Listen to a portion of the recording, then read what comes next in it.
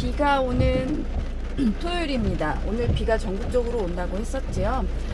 비가 와서 그런지 몸이 찌뿌둥해서 출근이 늦었습니다. 지금은 23년 5월 27일 12시 27분입니다. 이게 출근길에 이렇게 영상을 남겨도 되는지는 모르겠어요. 입으로만 말을 하고 있고 영상은 내가 보지 않고 계속 진행하기 때문에 문제는 될 것 같지 않은데, 그래도 조금 이 영상을 보고 운전하면서 촬영하네 하고 걱정하시는 분들이 있을까봐 말씀드립니다. 영상은 보지 않고 앞만 보고 운전하면서 말만 주저리 하고 있는 거라고 보시면 될 것 같습니다.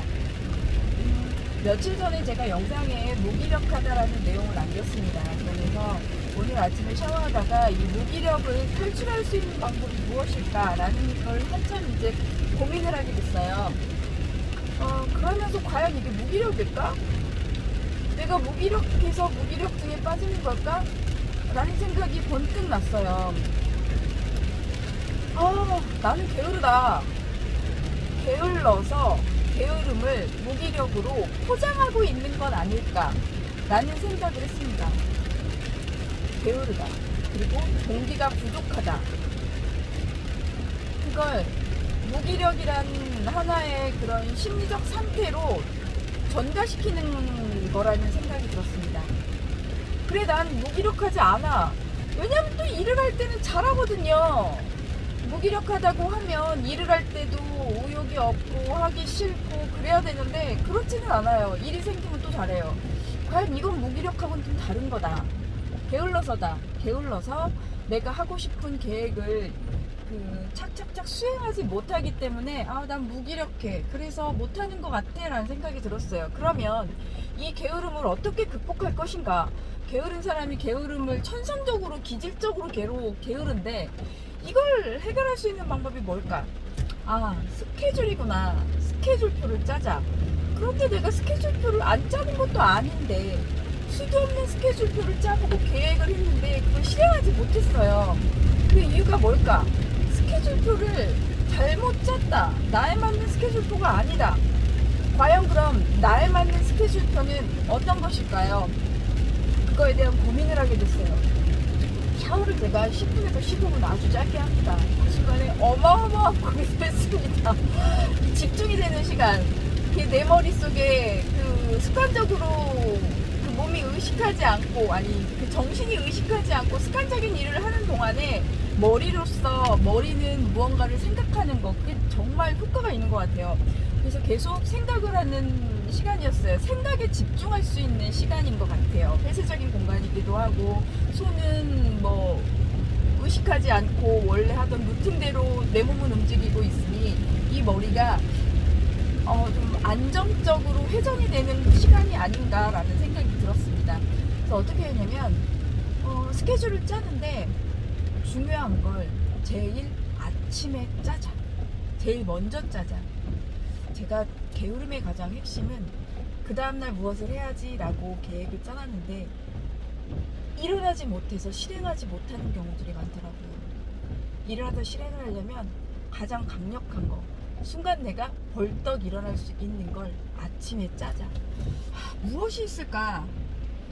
예전에 내가 공인중개사 시험 준비를 할 때는 아침 4시에 일어나서 공부를 했었어요. 새벽인가요? 벌떡 일어나서 했거든요. 지금 생각해도 신기해요. 내가 이렇게 벌떡 일어난 적이 없는데 그 시간에 잠들면 잠들었지. 놀다가 새벽 4시에 잠들면 잠들었지. 자다가 새벽 4시에 일어나서 공부를 한다? 제 인생에 제가 가장 기특했던 순간인 것 같아요. 그래서 그런 순간을 지금 계속 만들려고 해도 잘 안 되더라고요. 아침에 일어나는 게.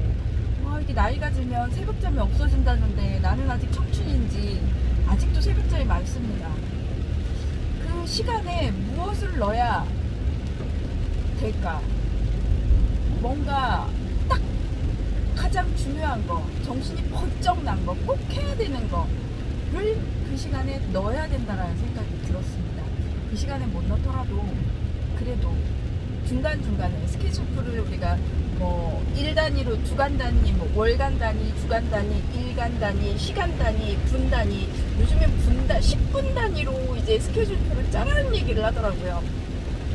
그렇다면 중간에 정말 꼭 미루지 말고 해야 되는 것들을 한 두세 개씩 넣어두면 효과적이겠다. 스케줄표를 뭐 아침에 늘어져서 못했더라도 한 10시 정도에 뭔가를 넣는다든지 하면 그 10시부터는 스케줄이 실행이 되기 때문에 한번 실행을 하면 또 몸이라는 게 계속 하게 돼 있더라고요.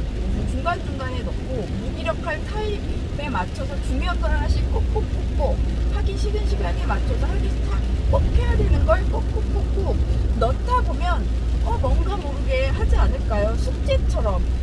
제가 숙제라는 걸 되게 싫어해요.